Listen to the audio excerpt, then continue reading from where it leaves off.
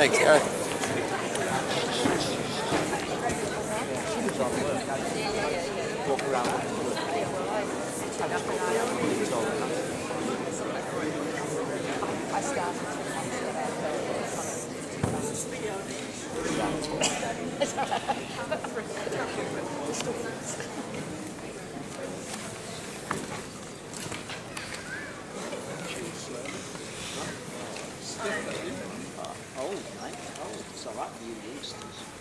We've just got a bit of time before dinner, and I would just like to spend some time talking about.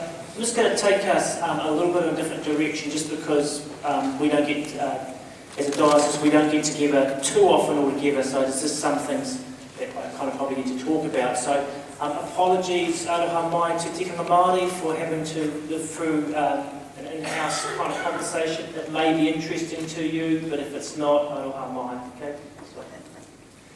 Hey, most of you know that me and Jenny just got back from 6 weeks walking the Camino de Santiago, the pilgrimage across Spain. We walked over 800 kilometres, averaged 27k a day. The furthest we did was 42k in one day, up and down hills. Digby and Jane have obviously done that, and also Steve and Leona have also done the pilgrimage. And we had an amazing time. Just to cast the vision, what you have to understand is a couple of years ago, 250,000 people did the pilgrimage 1 year. So it's like a phenomenal amount of people. And as I was saying to the class leaders last night, it was really bizarre because I got to the end of the pilgrimage and we went to sort of register that we had completed 800 kilometres, and they give you a certificate of completion and all that sort of stuff. And you fill out this form, and they ask you your name, your age, and where you started, and then they ask you your reasons for doing the pilgrimage. And you have 3 categories. You can do it, two of the categories seem the same to me, that you can do it for spiritual reasons, you can do it for religious reasons, and you can do it for other, like lifestyle or health reasons. And it was really interesting. About 30 people had filled out the bit of paper ahead of me, so I could glance back through the list of people. And what I noticed is there was only 3 of us who were doing it for spiritual, religious reasons. Probably like 90% were doing it for other reasons. Which is really bizarre when you think about like 250,000 people a year walking this journey, and they're not claiming the name of Jesus. They're not claiming the purpose of Jesus. But when you walk, you realise that everybody is at a point of transition in life, and everybody is reflecting on life, and everybody's reflecting on life's deep questions. Actually, very similar to the questions that you mentioned, Sam, those 5 questions. And everybody's kind of on this journey. And it was such that it was quite weird to me that everybody's on this journey, reflecting on these deep questions, but actually, the actual churches we went through, and then the cathedral at Santiago, really kind of just missed the boat. And there's no sort of judgment on them, but I remember we stayed in a monastery one night and went to Vespers, and it was kind of the most unhospitable monastery I've ever been at. It was like kind of they're trying their hardest to push people away from the church. I can tell you some more stories about that monastery, but we won't mention those. But here's what was really interesting to me. As I went there, I was over people. Like, on a bad day, I'm quite an introvert, so I was just totally peopled out. And so people would be coming up to me, and the French speakers would come up to me, and I didn't speak French, so I'd ignore them. And then the Spanish speakers would come up, and I didn't speak Spanish, I'd ignore them. Then the Italians would come up, and I didn't speak Spanish, I'd ignore them. Then the English would come up, and I'd ignore them too. So I was really over people. But after a few days of walking with people, finally people got it out of me what I did. They said, so what do you do? I said, I'm a bishop. I mumbled it under my voice.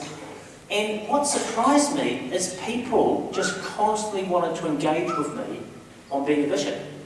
They constantly wanted to engage with me on issues of faith. And what's the church doing about this? And this is our experience of the church. And what do you think about this? Like one night, I'm in the dormitory. You have these kind of dormitories, like in Marae, where like 20 people are sleeping. One night I'm in this place, I'm trying to go to sleep, and there's this French Norwegian old man across the room who just goes, "So Bishop, what do you think about this? And have you thought about that? And what's your view on faith with this?" And I just wanted to go to sleep. And it's so bad that once I've got back to New Zealand, on my phone I can show you, there's an email from a non-Christian Australian couple saying, "We've come across this verse, you should preach on this verse." So here's the reality, and I think it's a parable metaphor for our church at this time in history. Actually, people are really hungry for meaning. They're really hungry for the things that Sam was talking about, those 5 values. And for whatever reason, they're not finding it in the church. Whatever reason, it's not us. And I think what I want to explore and talk about is some of the reasons why that is and what we need to do. Because any of us who sort of have done any sociology will know that a few years ago, this whole kind of thing, that the belief was that society was turning more and more secular, and so therefore, that people of faith were getting squeezed more and more and more and more and becoming irrelevant. It's actually not true. Sociologists are now saying that people are more spiritually aware than ever. It's the myth of secularisation is gone. But what they are saying is that people have no time for institutions. People do not want to belong to an institution. They do not want to be a member. They're running a mile. They don't mind playing rugby, but they don't want to be part of the governance of the rugby club. They don't mind running, but they don't want to be a member of a running club. That volunteer societies and belonging and membership to institutions right across the Western world is gone. However, people deeply want community. They want a village. They don't want an institution, and they want a village. And that's where we find ourselves at this point in history as a church. And in the case of the Anglican Church, bar the Catholic Church, which is probably the ultimate in institutions, we probably come second place in New Zealand as being the religious institution par excellence. We're pretty good at being an institution, and we pride ourselves on our institutional nature, and we are so out of step, therefore, with where people want to belong. People are really up for Jesus. They're really up for a faith journey discussion. They're really up. If you want to talk, ask me afterwards. Ask me or Ian Cook afterwards about our fascinating conversation we had the other day. It was just the most bizarre conversation where people are basically asking us for a faith conversation, and asking the church to please give them one. But people are up for it. They just don't want the institution. So what I want to do in this session is I want to spend some time understanding that's the background. I want to spend some time talking about what we're doing as a diocese and why we are doing it, to help us all get on the same page, okay? Because I understand over the last 2 years there's been different initiatives, and I want to spend some time now to go through what I think's happened over the last 2 years, and so we can all get on the same page. It's a bit like this. You know how Graham went through the porphyry process and explained what we did and why we did it?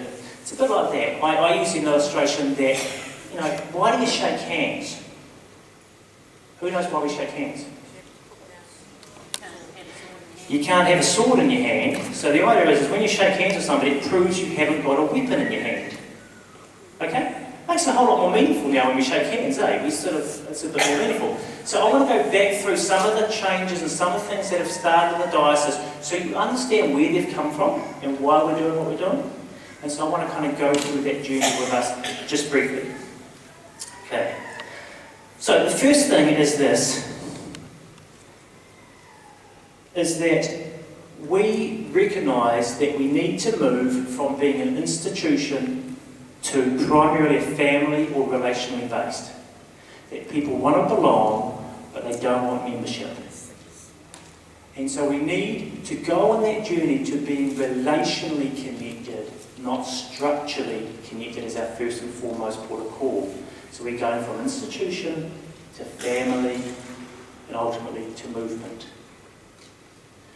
Now, in order for us to go on that journey though, one thing we have to do in order to be able to see this journey through is we have to be able to label our reality clearly.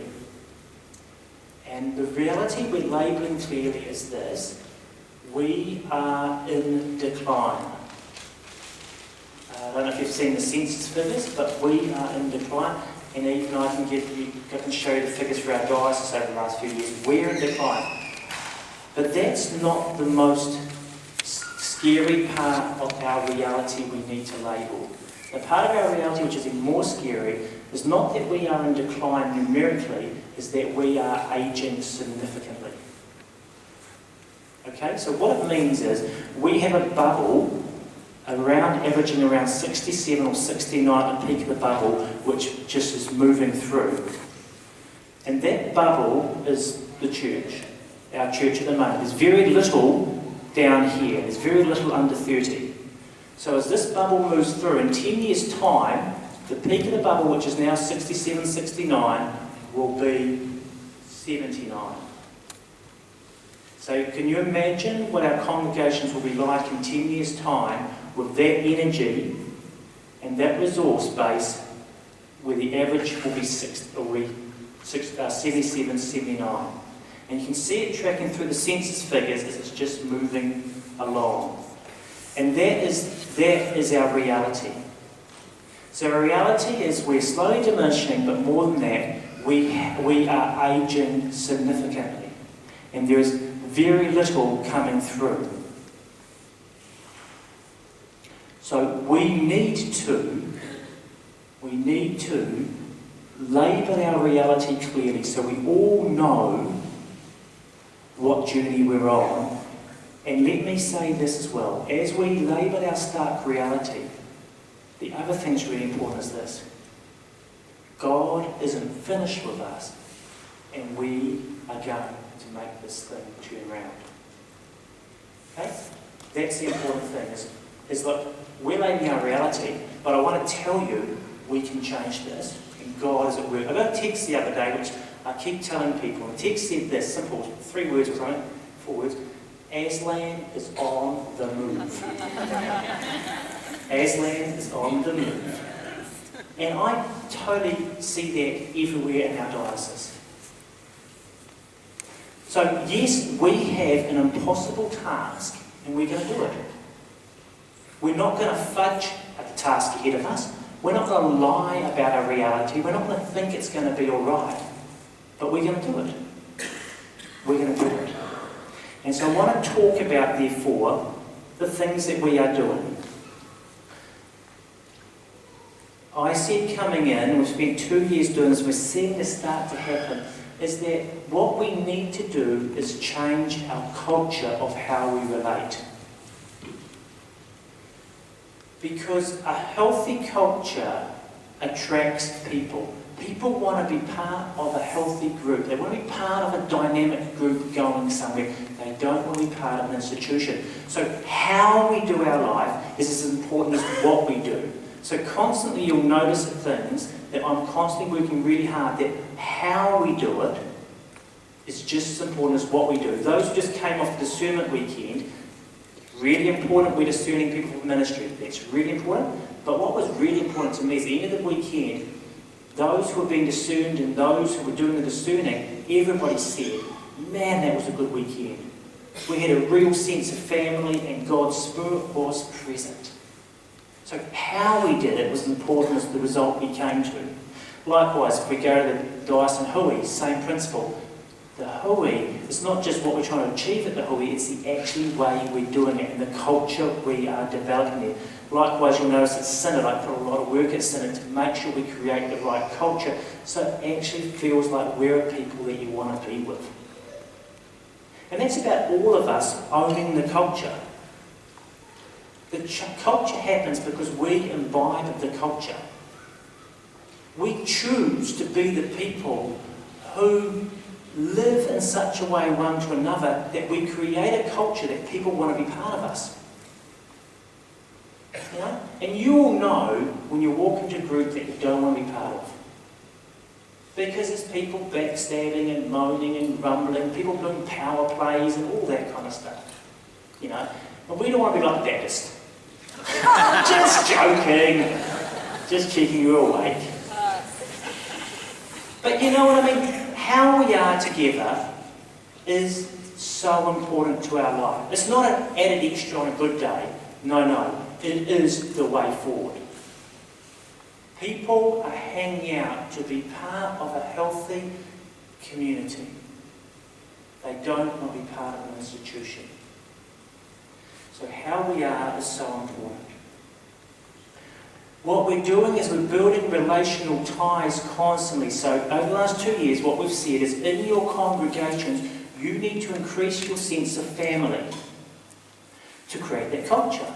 You need to increase your sense of hospitality, your sense of we are a family going together, and not just in your congregation, but across your congregations you're doing that. It was so great to go to Waikanae when about 6 of the congregations gathered together for a combined service, and it went off. So full credit to Tim, it was a great service. But that's important because we are no longer in our silos.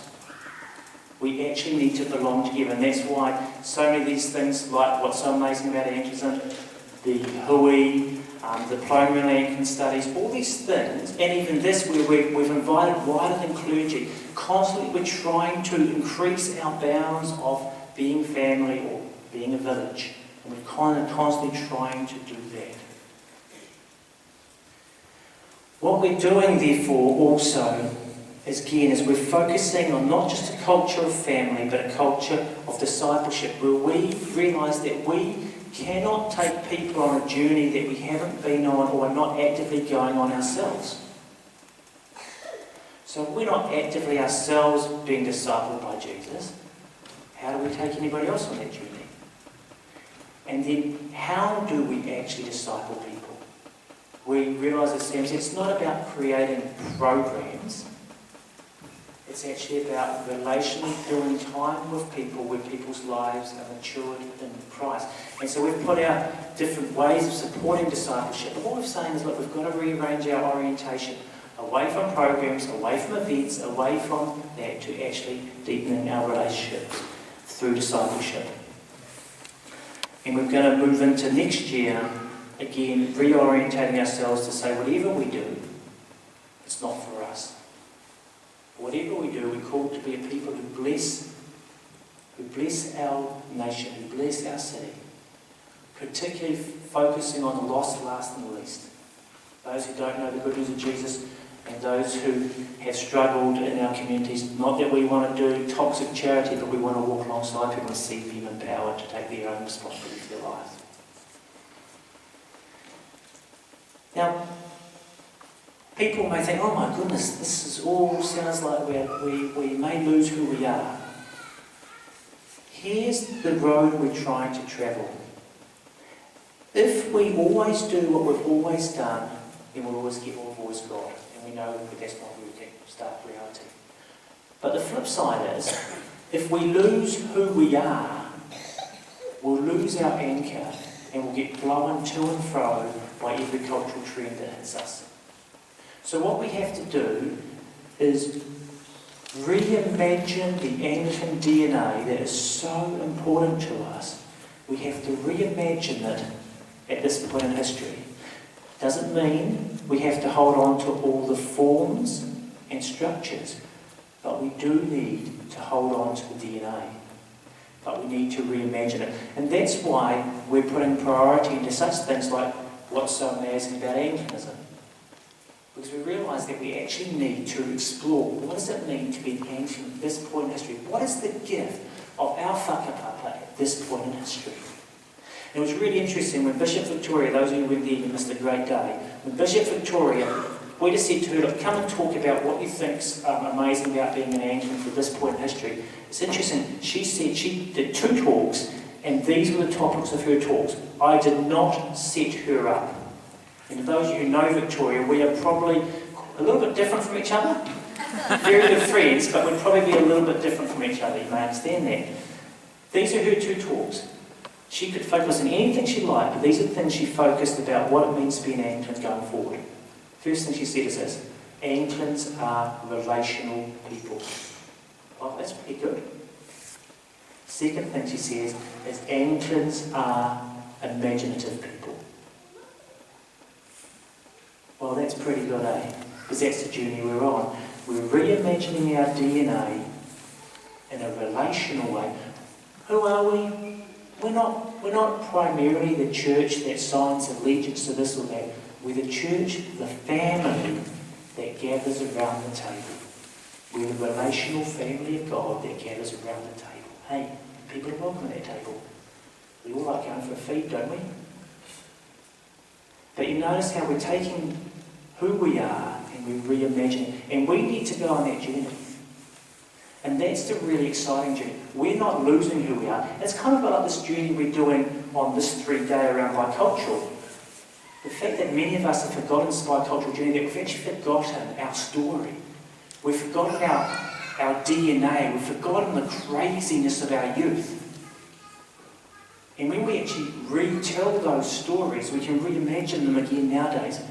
But if we don't tell those stories, we'll never reimagine them. And so we're doing the same thing with our Anglican tradition. We are going back to reimagine it forward. Because if we don't, we'll have nothing to offer to cover the spear at that point. So that's what's so amazing about Anglicanism. It's such an important journey. And also because if we are inviting people, and if people are starting to come to our church, they're not going to be cradle Anglicans. Most people anybody under 40 who's going to come to our churches aren't cradle Anglicans. They don't know a thing. They don't know what's so precious about what makes us us. And so we need to have a way of helping them understand why we are such a great group of people and why what God has done in our past and what God will do again in our future if we're faithful. So that's why that journey at the moment is so important about reimagining what it means to be the Anglican Church.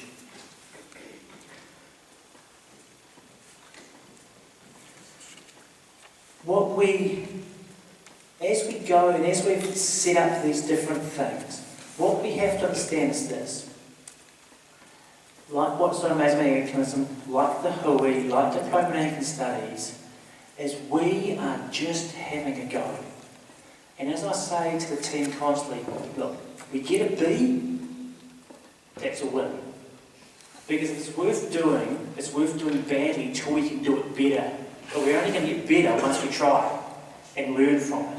So constantly we're having a go at the Hui, and then we're thinking, whoa, that was good, and we missed the boat there, and let's adjust. And what's so amazing about Anglicanism? Let's have a go and we'll adjust. And so constantly we are learning to be people who have a go and reflect, but therefore we understand it's messy. And we understand a few of the things are messy, we understand we're doing that, but we're trying to get a B so we can get better and better and better. And so that's a conscious strategy we have, as opposed to sit back and try to work out exactly how to do something and kind of dot everything, and then even then we don't get it right. So we'd rather have a go, reflect and get better at it. Okay? And so what we're doing again is we're trying really hard though, as a diocese, to say, look, we are not saying people have to do things. We're inviting them on a journey where we will resource, support and celebrate the stuff that we think is the important direction to go. So we're not making what's so amazing about Anglicanism compulsory. We're not making Diploma of Anglican Studies compulsory. We're not making the Hui compulsory. We're not making other things compulsory. What we're saying though is this is the stuff we will support and resource and celebrate, because we feel that these are the things that are embodying the values which are so important to us. But again, we're not saying you have to do that stuff. Okay. We understand too that culture is primarily caught, not taught. So we're trying to, by osmosis, by the way we do things, we're trying to help you imbibe some of the cultural values that we think are important going forward. And that's where, again, how we do it is so important. And that's why coming here on the marae and this context is so important, because again, if you want to know about whānau, if you want to know about village, if you want to know about community, you come to the people of the land who have been doing it for thousands of years and doing it well. And so we're coming here to learn how to be a people, how to be a village, how to be a community of the people who know best. That's what's really important.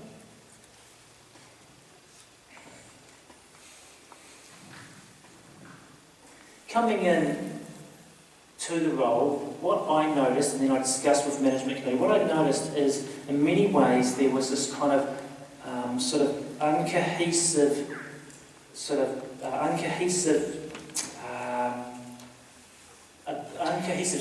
at the diocese, where I said to management committee, I can't quite work out where the cohesion is and where do people kind of get together and we focus and we actually discuss how to do the best we can and sharpen that.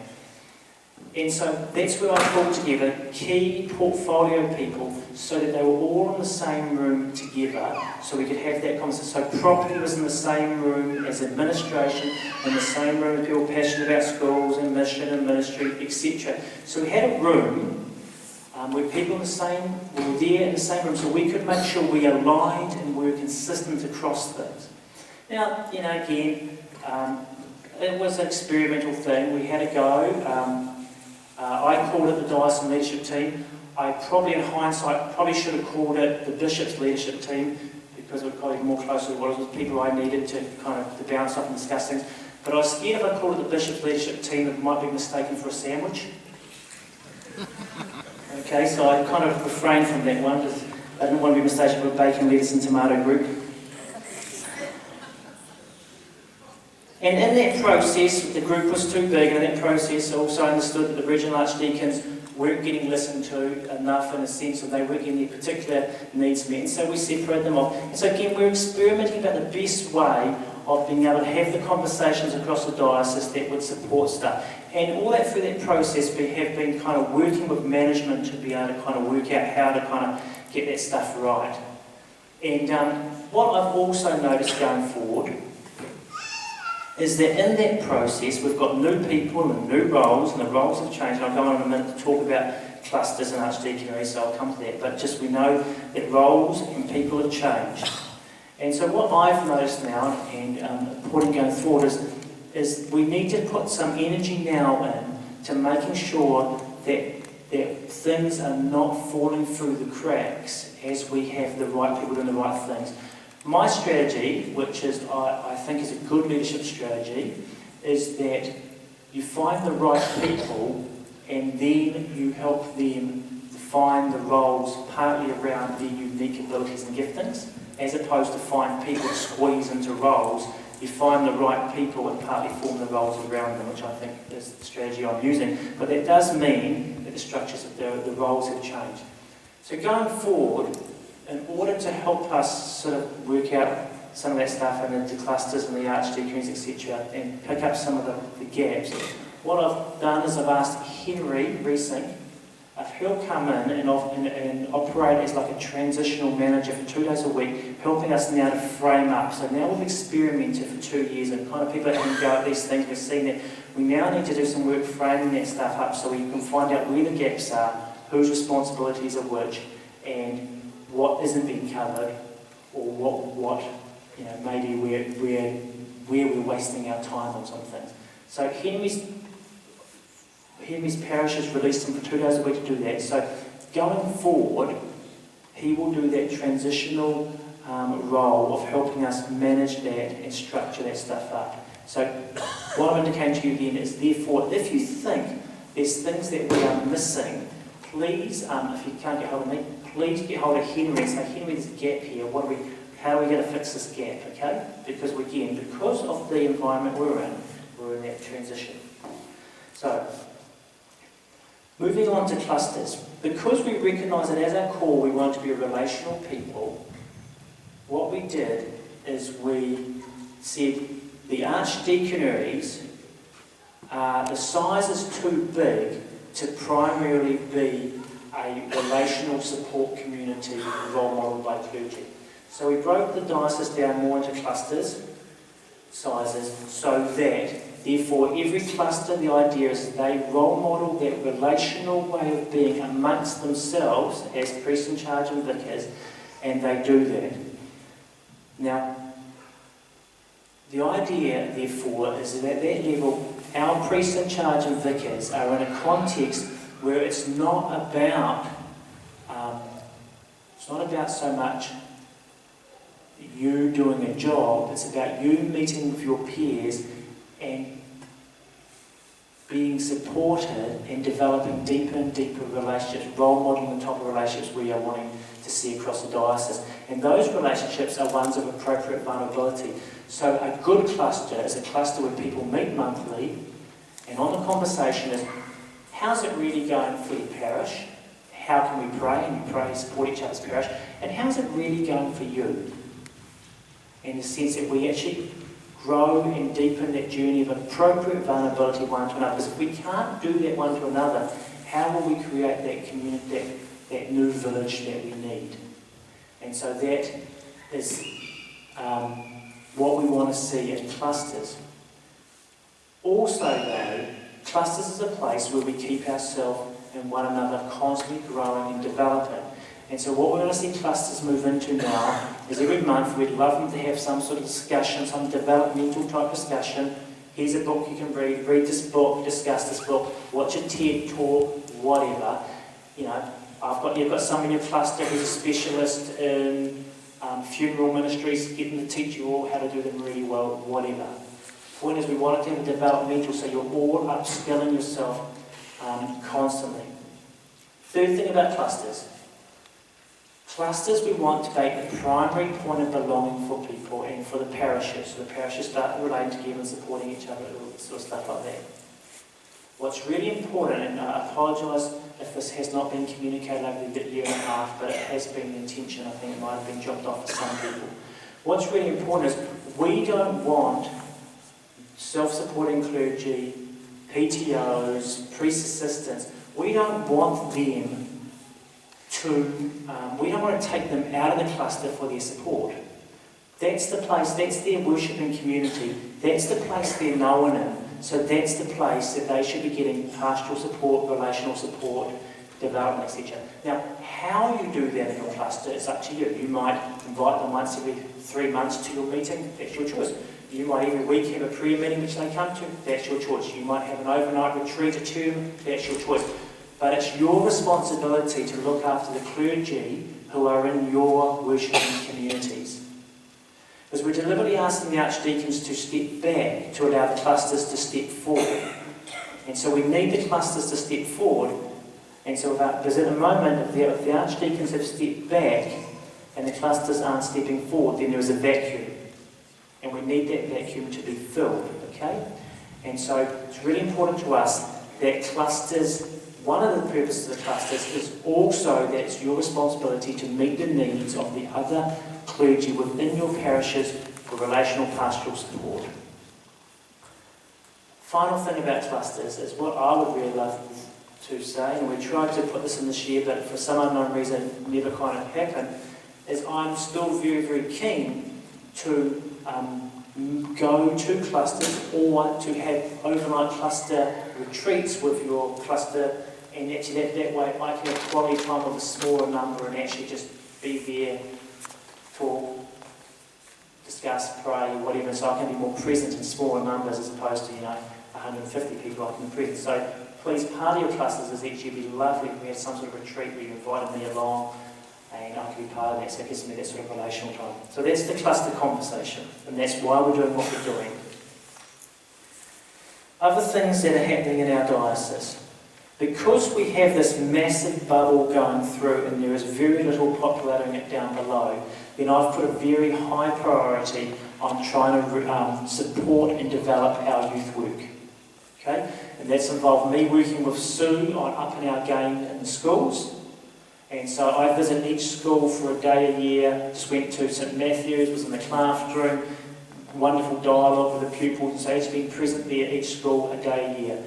Now we have the chaplains meetings, and school chaplains now get together every term and strategise about how we're going to bring the schools and the young people and meet their needs and introduce them to faith. And one of the exciting initiatives that Sue is running is we've now got a schools pilgrimage where we're taking representatives of students from all our schools, and we're taking them on pilgrimage to Heruharama, to Parihaka, and to other places, to Rangiatia and other places in our diocese, which to trace the good news across. Okay? And so that's very exciting. Okay. Also, what we've done in upping the journey for youth is I with Chris meet regularly with the youth leaders and trying to work out how the youth leaders we can take what limited resource we have and make it count most for our diocese. Because again, if we don't get the youth working well, that bubble is going to continue. And so it's a total priority that we have to turn that bubble around. Therefore, what me and Chris have done is we've started a discipleship program for our year 12, year 13 and first year varsity. So we actually start a training program for leadership development for them with a hope therefore that we have the start of good leaders who can stay around their 20s and then repopulate the diocese and be able to lead well and therefore also support the youth groups. The STARS program goes really well. Gee, this week has been a wonderful week. I'll go through 3 things this week that I've been part of. Tuesday night they had Radical Tea Party that Scotty now run for 18 to 23-year-olds. 60 young adults gathered between 18 and 23 in town. Most amazing night. And again, we're trying to create that so that we have a place where our young adults will meet, will hang out, and there's a critical mass therefore that we can input into. I've started meeting, had the first meeting on Wednesday night with young leaders. I've chosen 4 places in the Wellington area where have got people between 23 and 30 in leadership, and I invited from 4 places a group of people. We gave them a feed, we have night prayer at the cathedral, and then I did some leadership development with them. But basically what I was doing is saying, you are so important to us, we are committed to you, and your relationship one to another is really important. So we did that, and me and Gareth did that, and we had about 40 young leaders, and we said, do you want to do this again? Let us know. And so they're all up for it once a month, which is really good. And that will therefore give us a place where we can then start pulling through new young leaders and actually develop them, and therefore talking about vocation to ordination or other vocational places. And so that will be kind of an incubator that we therefore have going. So I put a lot of stress around trying to support what we need to get in place in order for this bubble to be turned around, okay? So that we're doing that stuff. I'm coming to the end. Let me talk briefly about why we did the Diocese in Hui and why we'll do it again next year. If you remember, what we recognise is that Synod was needing to fulfil too many things. So it had a governance role, but in the end it kind of had a mobilisation, inspire the people role, and then it also kind of had, in some senses, a bit of strategic and potentially participatory role. We realised that actually couldn't do all that stuff there, and actually sometimes not the right people were therefore always there. And so what we did is we took some of the strategy stuff, some of the mobilising, inspiring, and some of the participation stuff. We took that out and we created a Diocese in Hui so we can get together and it can be open to anyone in the diocese, but therefore we can do that stuff there, so therefore we wouldn't need to do it at Synod, so therefore we can, and that can be far more broader for other people. So that's the reason why we created Diocese in Hui, is so we had a venue and a vehicle to meet with as many people as we can to brainstorm and resource the mission of the church as we discerned it. And remember, there's around the 3 principles that we discern as Synod. Just talking briefly then, a lot of people sort of say, well, what's the future of parishes? Again, my view, and the time will tell, my view is parishes will always be the central part of our church going forward. Because congregations of parishes have been for 1,000 years. People have gathered and worship in their local geography, and that will happen. So the question is, how will we do our parish life to ensure that takes place? So I don't think I personally don't at all see that we're going to see the end of parishes and congregations, so to speak. But I do think we need to work out how to help our parishes and congregations reimagine themselves faithful to the gospel and faithful to our tradition going forward. Part of that process of how we do that and how we help parishes do that, and this is part of the process of how we do that, is what we're constantly trying to do is we're trying to foster the edge of our diocese. Because what we've noticed is through church history, often renewal of the parish way of life and renewal of the centre of the church comes by the creative impact of the edge. The Franciscan movement caused Catholic counter-reformation in some senses in the Catholic Church to sort of reinvent itself. Likewise, the Benedictine monastic movement caused a sort of deeper, spirit-filled parish life through the Middle Ages, which was so critical. And so what we want to constantly do is we want to foster the edge, not because that is the future, the total future, but because that will enable us to reinvigorate our parish life. So it's not one in tension with the other, it's both necessary. But we have to foster this in order to help this re-envisage. So that's the strategy what we're doing. So we're putting, around the edges, we're putting priority on therefore creating new wineskins and edge things in order that they will bless the parishes and bless the wider church in Reformation. We have recognised, as every church has recognised, actually the huge challenge facing us, especially around leadership. Everybody, 10, 15 years ago, it was a really bad thing to sort of say, what's really important in congregations is good leaders, but actually everybody says it now. And we've realised that actually we need to be more strategic in creating a culture where we bring through significant leadership, lay and ordained, to develop and grow our churches. And we realise that at the moment we're just getting a trickle and we need to get a flood. And that's why this young adult group is one part of that, but we need to get a flood of new leadership and good leadership, lay and ordained. We recognise, and I can never pronounce that thing that we're discussing at Synod, it is called from anecdote. What is it? Anecdote. Anecdote to evidence. We realise that of half the fresh expressions that have started in the UK, half the fresh expressions that started in the UK are lay-led. And so we realise that actually there's a whole ability to empower laity to significant places, and we want to make sure we're doing that. So we recognise we've got some big troubles ahead of us in the way of leadership. A group which I'm only loosely think, but I think many of us had, there's been some correspondence while I was away, it's coming out to you, is I can't remember what it's called, but the Strategic Resource Group.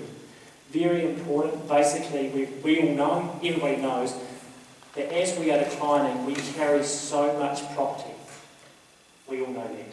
And the property we can't insure often, and we can't even maintain it. And often in some communities, we're spending our whole life doing sausage sizzles for the sake of a building. And we know that somehow this has to change, but we don't know what that looks like. So the process we're in, the strategic resource process, is actually finding out what really is happening out there. How big are congregations that are meeting in these places? What's the demographic of them? What else is happening there? And what's happening down the road?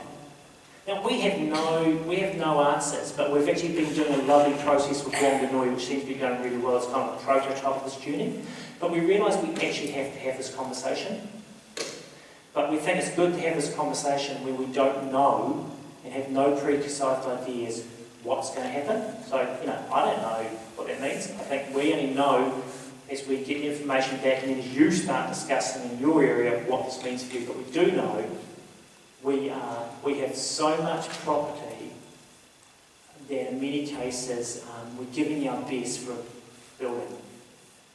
and not for the people in our area, and we know we need to work out how to turn that around. But together, we'll go on that journey. But that's why the strategic resource group is doing it. We're part of the process, and nobody's got any solutions on the table yet. However, Wellington is doing a wonderful process actually, and are leading us in this area. And so, full credit to Wellington. It's good to go to talk to Stuart and Denise about the process they've gone through and how that discussions have gone. So, but good to flag that one up. I'm going to come to an end because there's a few things I could mention. One last thing I'll just mention, which for most of you probably isn't important, but for me it's very important, is again part of this culture we're trying to create is for me about actually the life I'm choosing to live. And so it's been really beautiful for me and Jenny to shift into Wellington in December, and now with the cathedral and the office staff, we now have a daily rhythm of prayer together.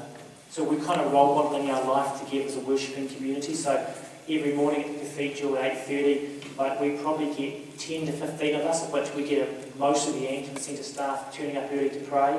Often John Hartley joins us and others. And why are we doing that? Because first and foremost, we're a worshipping community, we're not a business. And so we need to role model that. That primarily we're not about running events, we're a worshipping community.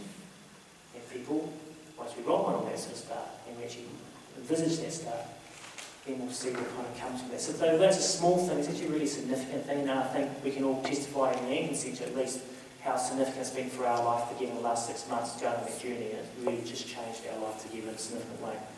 Now, 3 things. First, I will talk again near the end of this 3-day.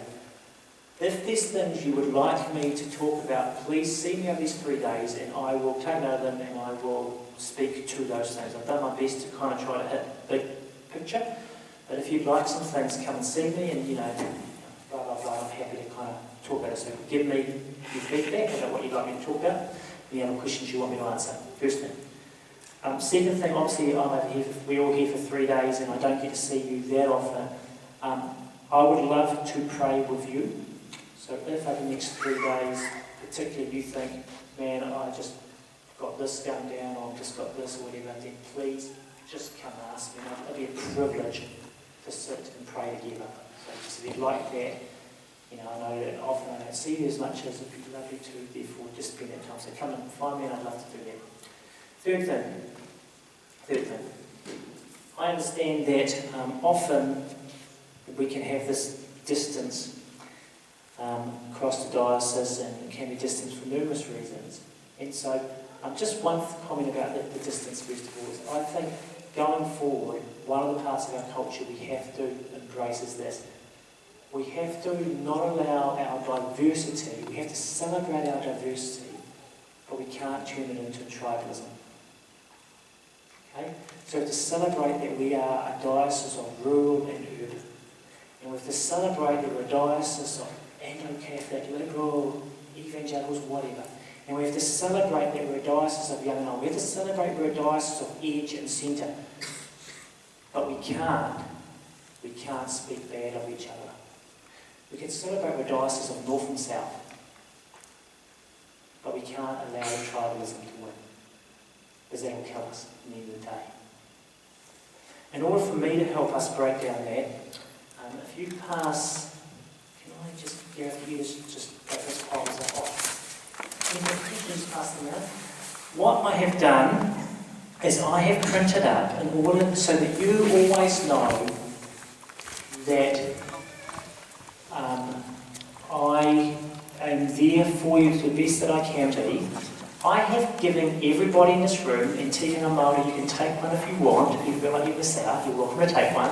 I'm giving everybody a free voucher to have a coffee or a drink with the bishop, whatever you can, coffee or equivalent drink, which you can redeem whenever you want.